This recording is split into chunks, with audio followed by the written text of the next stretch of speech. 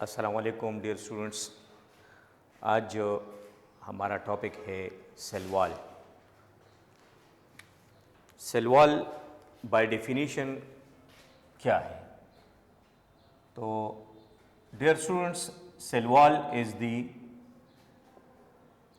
Outer most layer of the plant cell. इसके अलावा हमारे पास प्लांट सेल के अलावा हमारे पास हम कह सकते हैं कि बैक्टीरिया, फंजाई और कुछ प्रोटिस्ट का भी cell wall outermost layer है। प्लांट्स, लेकिन आपके लेवल पे फर्स्ट ईयर में हम पढ़ेंगे प्लांट सेल वॉल, तो हम ज्यादातर फोकस करेंगे प्लांट सेल वॉल पे। प्लांट सेल वॉल इसको डिस्कवर किया था रॉबर्ट हुक ने 1665। अब आप कहोगे कि इसने तो सेल वॉल सेल डिस्कवर किया था, तो जैसे ही उसने सेल डिस्कवर किया ठीक उसी वक्त उसने एक मॉडल पेश किया था सेल का, जिसके मुताबिक वो कह रहा है कि cell is an empty box surrounded by thick cell wall. तो यहां से हमें मिलता है ये बात कि इस सेल वॉल इसने डिस्कवर किया, क्योंकि जैसे ही उसने सेल डिस्कवर कर लिया ठीक उसी वक्त उसने ये भी कहा कि सेल के इर्द गिर्द एक थिक सेल वॉल पाया जाता है। तो इस वजह से हम कहते हैं कि cell wall is discovered by Robert Hooke. फिर बात करते हैं कि हमारे पास प्लांट सेल वॉल की कंपोजिशन क्या होगी। तो प्लांट का जो सेल वॉल है इसकी कंपोजिशन मेनली हमारे पास सेल्यूलोज से बना होता है, मेनली सेल्यूलोज। इसके अलावा और भी कंपोनेंट हैं जैसे कि हेमीसेल्यूलोज, पैक्टीन, लिग्निन एटसेट्रा चीजें भी सेल वॉल में पाई जा सकती है। तो जो मेन इंग्रेडिएंट है, मेन कंपोनेंट है हमारे पास प्लांट सेल वॉल का, वो सेल्यूलोज हैं, जो कि एक कॉम्प्लेक्स कार्बोहाइड्रेट है। फिर बात करते हैं कि सेल वॉल आया कहां से, आता कहां से है, फॉर्मेशन इसकी कहां से होती है। तो स्टूडेंट्स याद रख लें कि हमारे पास जैसे ही एक सेल बनता है तो ठीक उसके बनने के साथ ही सेल जो होता है उसका प्रोटोप्लाज्म ऐसे केमिकल रिलीज करता रहता है, जिससे वो इर्द गिर्द इसके जमा होकर हमारे लिए सेल वॉल को बनाना शुरू कर लेते हैं। तो सेल वॉल असल में सेल ही खुद बनाता है, क्योंकि हर सेल अपने नेचर, अपने फंक्शन, अपने स्ट्रक्चर के लिहाज से अपने पास एक अपनी जरूरत के मुताबिक एक सेल वॉल बनाना शुरू कर लेता है। तो कहां से आते हैं सेल का formation? Cell cytoplasm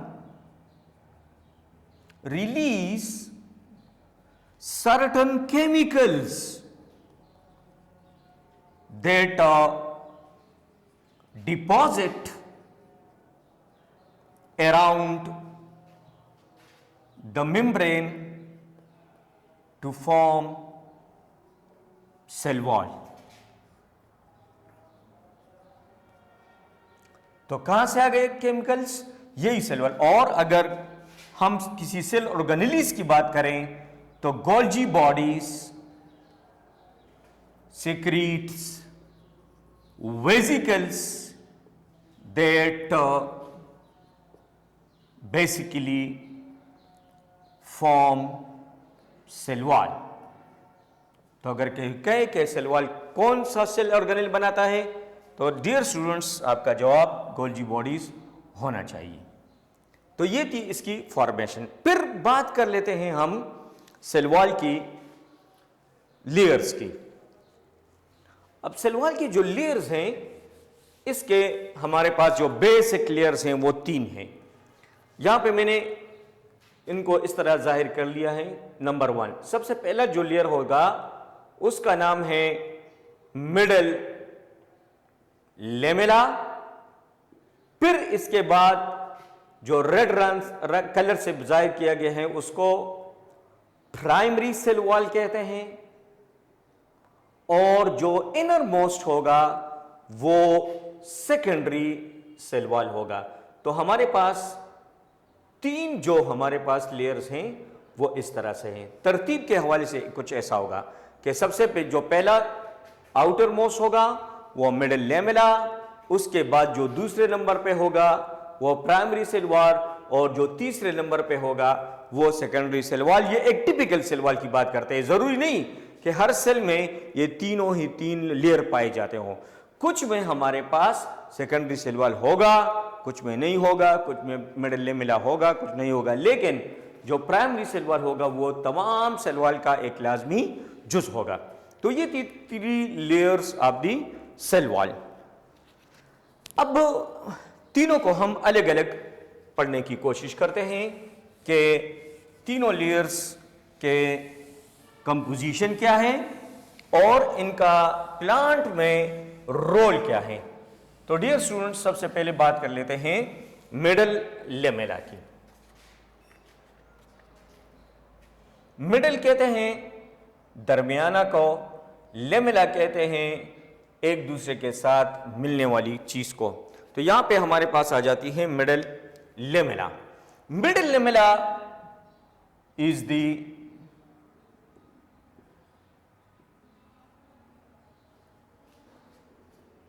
outer most layer of cell wall. Number 1, ये फिर हमारे पास सबसे आउटर मोस्ट लेयर में से एक है, नंबर 1। दूसरी बात ये होती है कि अगर हम बात करें इसकी कंपोजिशन की कि ये बना किस चीज से है, तो मिडिल लेमेला हमारे पास बना होता है, बेसिकली ये बना होता है, मेनली ये बना होता है पेक्टिन से, जो कि एक तरह का कॉम्प्लेक्स कार्बोहाइड्रेट के कैटेगरी में आता है। तो पेक्टिन। फिर कुछ सेल वॉल होते हैं जिसमें पेक्टिन के साथ it also sometime contain lignin. अब जो लिग्निन होगा ये हर एक मिडिल लेमेला का जुज नहीं होगा, ये उनका होगा जो ज्यादातर ऐसे सेल वॉल जो वुडी होंगे। तो वुडी में हमारे पास फिर लिग्निन भी एक जुज होता है, एक कंपोनेंट होता है मिडिल लेमेला का। अगर हम इसके फंक्शन की बात करें, रोल की बात करें, तो मिडिल लेमेला का जो सबसे इंपॉर्टेंट फंक्शन है वो ये है कि it join the adjacent cells to make tissues. तो टिश्यूज के बनने में ये मिडिल लेमेला का एक बुनियादी रोल होता है। जैसा कि मैं अगर इधर देख लूं, ये है मिडिल लेमेला, ये दूसरा सेल वॉल है और ये उसका मिडिल लेमेला है। तो ये मिडिल लेमेला 2 सेल्स को आपस में जोड़ के रखने का रोल अदा करती रहती है। ये इन दोनों के दरमियान इस तरह का एक सीमेंट का कह सकते हो लेयर का, कि ये 2 सेल्स को आपस में कंबाइन करके टिश्यूज बनाने में मददगार होता है। फिर इसके बाद आते हैं primary cell wall.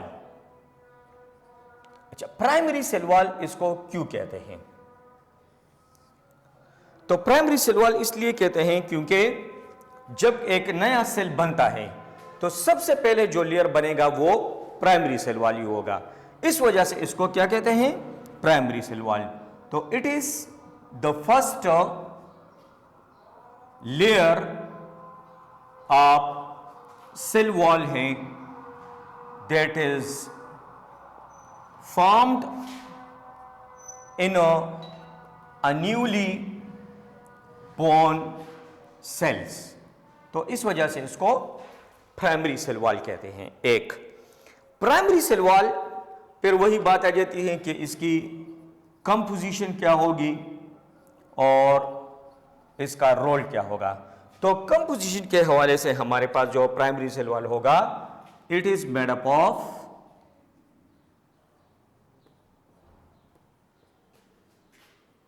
Cellulose fibres. हम जो कहते हैं ना कि सेल वॉल, प्राइम का सेल वॉल सेल्यूलोज से बना होता है, तो बेसिकली ये प्राइमरी सेल वॉल के लेयर की बात होती है, क्योंकि हमारे पास जो सबसे ज्यादा कंपोनेंट पाया जाता है किसी भी सेल वॉल में, प्लांट के किसी भी सेल वॉल में, वो सेल्यूलोज होगा। इस वजह से हम बार बार ये कहते हैं कि plant cell wall, plant cell has is made up of cellulose. So ये इसकी बात करते हैं कि primary cell wall basically it is made up of cellulose fibres. और आप जानते हो स्टूडेंट्स कि सेल्यूलोज हमारे पास बीटा ग्लूकोज से बना हुआ एक पॉलीसेकेराइड है, कॉम्प्लेक्स कार्बोहाइड्रेट है, और इसके जो यूनिट होंगे वो बीटा ग्लूकोज होंगे। फिर बात कर लेते हैं कि प्राइमरी सेल वॉल, जिस तरह मैंने शुरू में बता दिया कि प्राइमरी सेल वॉल इसलिए कहते हैं क्योंकि ये ऐसा लेयर होता है जो इब्तिदा में सबसे पहले बनता है। इस वजह से इसको प्राइमरी कंपोजिशन के लिहाज से और मौजूदगी के हवाले से हम इसको प्राइमरी नहीं कह सकते। हाँ, बनने के हवाले से कि जब कोई नया सेल बनता है तो ये पहले बन जाता है। अब ये जो सेल्यूलोज फाइबर्स होते हैं, इसके साथ साथ हेमी सेल्यूलोज भी पाया जाता है, दोनों सेल्यूलोज और हेमी। अच्छा, अगर हम बात कर लेते हैं कि इसमें कितना सेल्यूलोज होगा, कितना हेमी सेल्यूलोज, तो अकॉर्डिंग टू साइंटिस्ट 2:1 होगा। अगर सेल्यूलोज 2 मॉलिक्यूल्स हैं तो हेमी सेल्यूलोज का 1 मॉलिक्यूल। और डियर स्टूडेंट्स, हेमी सेल्यूलोज हमारे पास राइबोलोज, जो कि एक 5 कार्बन शुगर है, उससे बना हुआ एक कॉम्प्लेक्स कार्बोहाइड्रेट, ये भी पॉलीसेकेराइड है। तो सेल्यूलोज और हेमी सेल्यूलोज के फाइबर्स, इसकी कुछ तरतीब इस तरह होगी कि सेल्यूलोज और के फाइबर इस तरीके से चेन की शक्ल में और क्रिस क्रॉस मैनर में अरेंज होते हैं, जिसके 2 फायदे हैं। नंबर 1, क्रिस क्रॉस मैनर के अरेंजमेंट का फायदे होता है कि एक, इसमें मटेरियल लेस लगता है और इसकी ज़्यादा स्ट्रेंथ होती है। ये इस वजह से अल्लाह ताला ने उनको इस क्रिस क्रॉस मैनर में तरतीब दिया हुआ होता है। तो मटेरियल लेस बंद इसमें इस्तेमाल होता है और स्ट्रेंथ काफ़ी मजबूत होती है। तो ये सेल्यूलोज और हेमी सेल्यूलोज फाइबर्स हमारे पास प्राइमरी सेल वॉल में बने होते हैं। फिर इसके अलावा जब हम कहते हैं ना कि प्राइमरी सेल वॉल जो होगा वो ऑप्टिकली एक्टिव होता है, तो यस, अगर हम किसी प्लांट सेल वॉल को अंडर द माइक्रोस्कोप देखेंगे तो जो लेयर हमें नजर आ जाता है अराउंड द सेल, वो हमारे पास बेसिकली यही सेल प्राइमरी सेल वॉल होता है। इसलिए हम कहते हैं कि optically it is an active layer होता है। तो ऑप्टिकली एक्टिव लेयर हमारे पास ये प्राइमरी सेल वॉल होगा। फिर आते हैं दूसरी, जो हमारे पास सेकेंडरी सेल वॉल है। सेकेंडरी, जिस तरह नाम से जाहिर हो रहा है कि बाद, दूसरे दर्जे पे या दूसरे नंबर पे, तो इस वजह से इसको सेकेंडरी सेल वॉल कहा जाता है कि जब हमारे पास प्राइमरी सेल वॉल बन जाता है और उसके अंदर की तरफ जो लेयर बनता है उसको कहते हैं सेकेंडरी सेल वॉल। तो ये हो गया सेकेंडरी सेल वॉल। क्या है सेकेंडरी का नाम? जिस तरह बता दिया मैंने आपको स्टूडेंट्स के सेकेंडरी सेल वॉल का मतलब the second layer of the cell wall that is formed after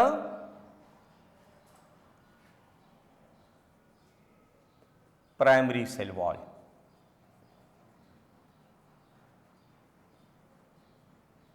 is called secondary cell wall.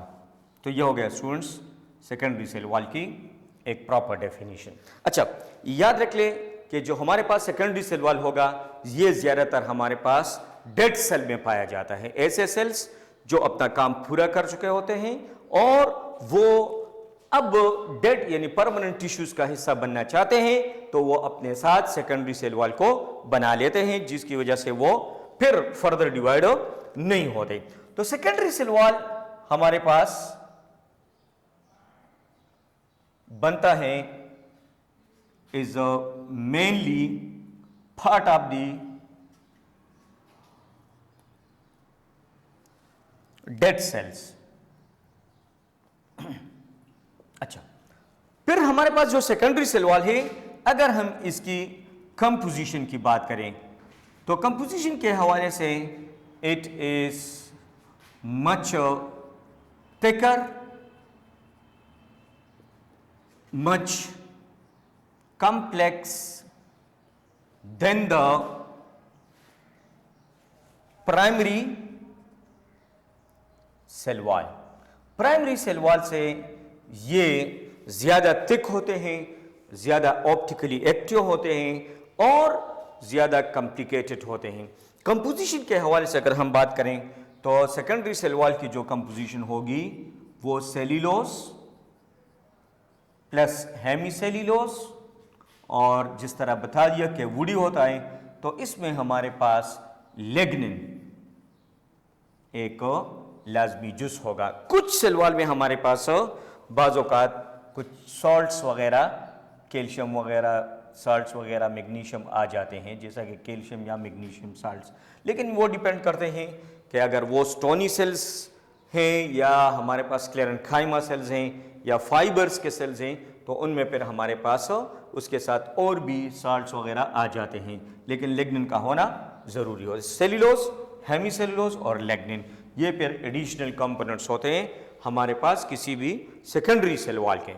अब सेकेंडरी सेल वॉल जिस तरह बता दिया फीचर्स के ये मच ऑप्टिकली एक्टिव होता है then the primary cell wall. ये प्राइमरी सेल वॉल से मच ऑप्टिकली एक्टिव होता है। क्यों? क्योंकि इसकी थिकनेस जो होती है वो ज्यादा होती है as compare to the primary cell wall.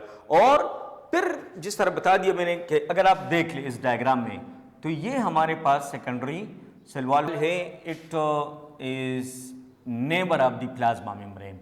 ये यहाँ से प्लाज्मा मेम्ब्रेन शुरू हो जाता है, तो ये इनर मोस्ट होगा, यानी सबसे जो अंदरूनी लेयर होगा से किसी भी सेल वॉल का वो सेकेंडरी सेल वॉल ही होता है, क्योंकि इसके बाद फिर प्लाज्मा मेम्ब्रेन की बाउंड्री शुरू हो जाती है। अच्छा, ये थी हमारे पास कंपोजिशन ऑफ सेल वॉल की। फिर ओवरऑल फंक्शन की बात कर लेते हैं कि हमारे पास सेल वॉल जो होता है इसका रोल क्या होता है, इसका फंक्शन क्या होता है और इसकी ज़रूरत क्या होती है किसी भी प्लांट में या बैक्टीरियल सेल वॉल या फंजाई वगैरह में। तो बात करते हैं स्टूडेंट्स के हमारे पास जो सेल वॉल होगा प्लांट की, वो एक फंक्शन तो इसका ये होता है कि मैकेनिकल सपोर्ट देता है, प्लांट को एक मैकेनिकल सपोर्ट देता है, क्योंकि आप जानते हो स्टूडेंट्स कि प्लांट के सेल के अंदर एक बहुत ही बड़ा वैक्यूल पाया जाता है। तो अगर एक डेड सेल वॉल नहीं हो तो फिर हमारे पास जो सेल होगा उसके बर्स्ट होने का खतरा होता है। तो हमारे पास यही जो सेल वॉल होता है ये एक बैरियर के तौर पे काम कर लेता है और स्ट्रेंथ प्रोवाइड कर लेता है सेल को। तो एक तो हो गया support, mechanical support to the plant cell.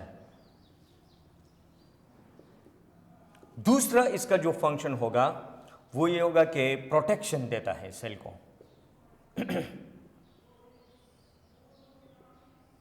तीसरा ये होता है कि एक बाउंड्री प्रोवाइड कर लेता है, ये भी किसी सेल का एक बाउंड्री होता है। चौथा जो इसका फंक्शन होता है कि ये परमिएबल होता है। Being permeable it also helps in the transport of water. तो वाटर के ट्रांसपोर्ट में भी इसका एक अहम रोल होता है।